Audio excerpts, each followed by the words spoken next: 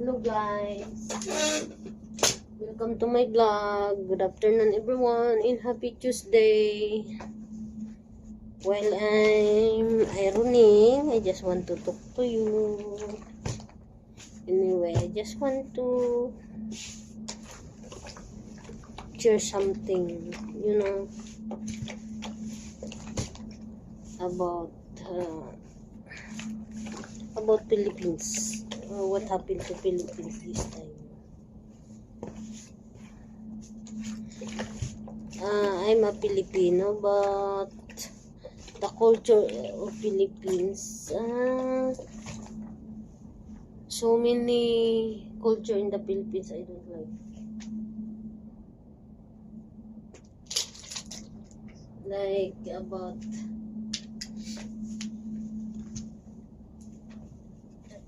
the thing that is like breadwinner of the family.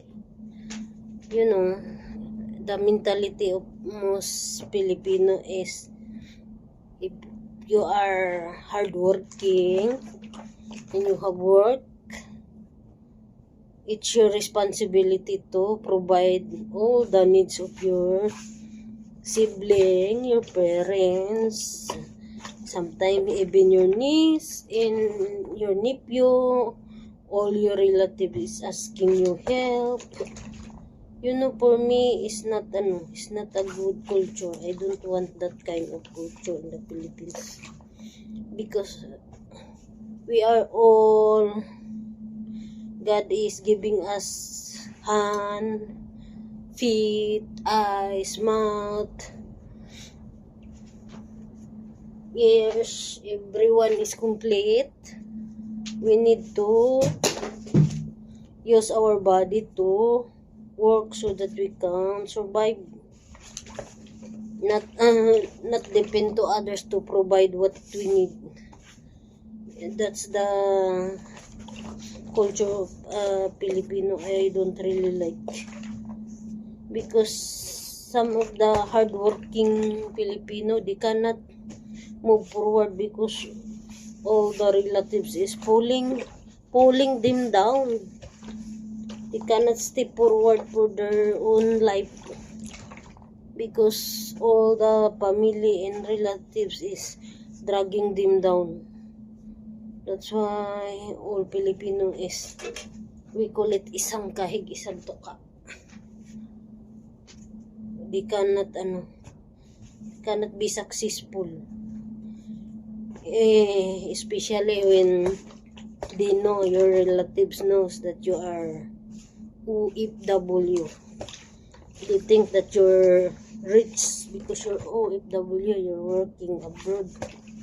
But in reality, they don't know what is your situation outside the country. They don't even care what happened to you.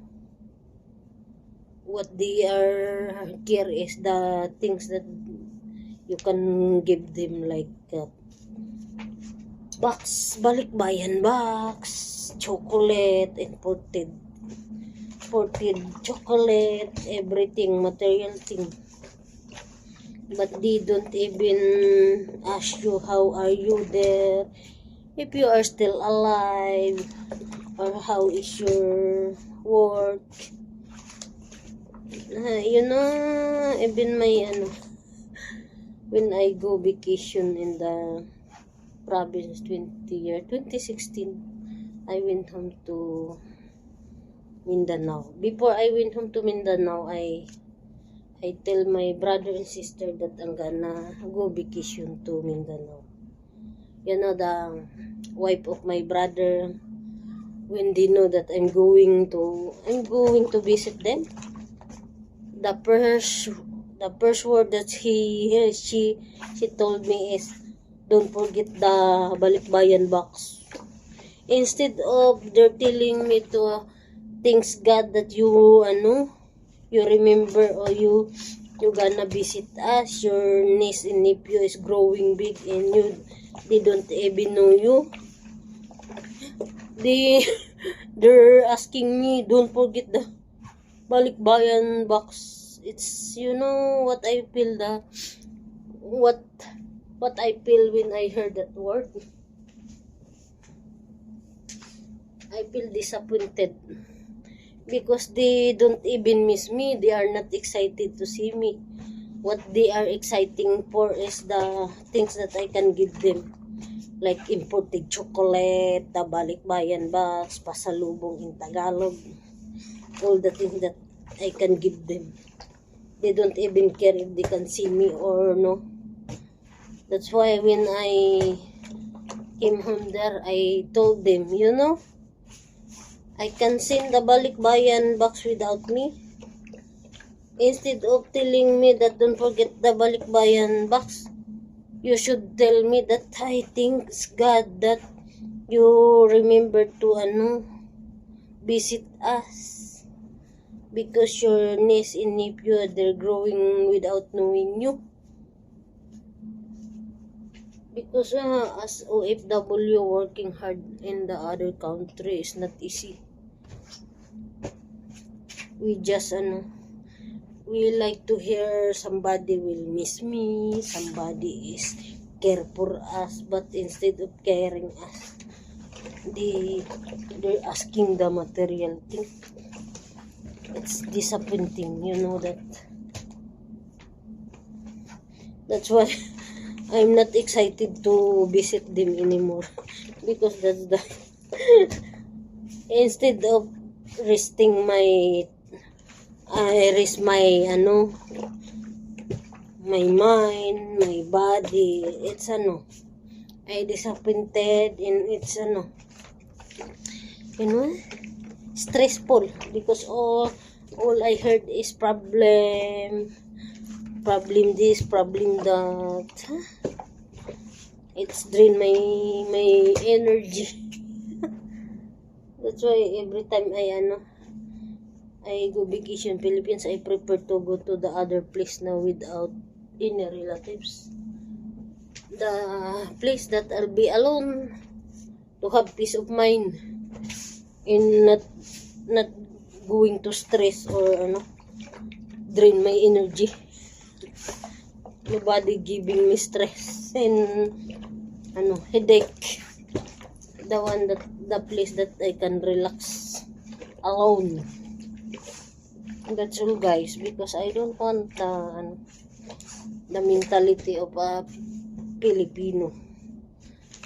I like the Filipino being family oriented, caring, loving, and compassionate, honest, and loyal.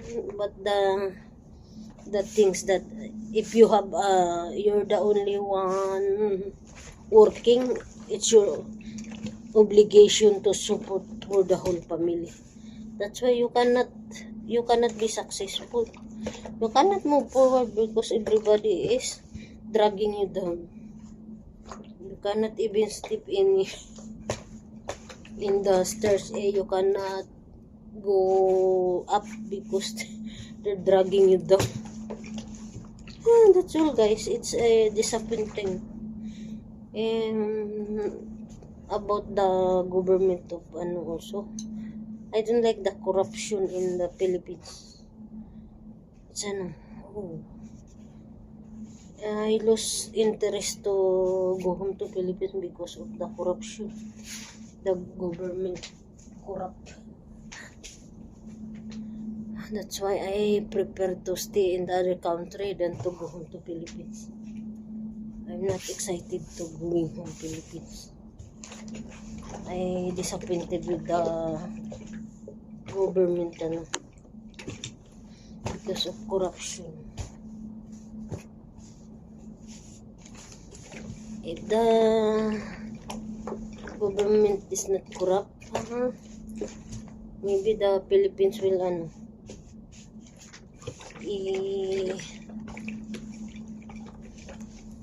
good country.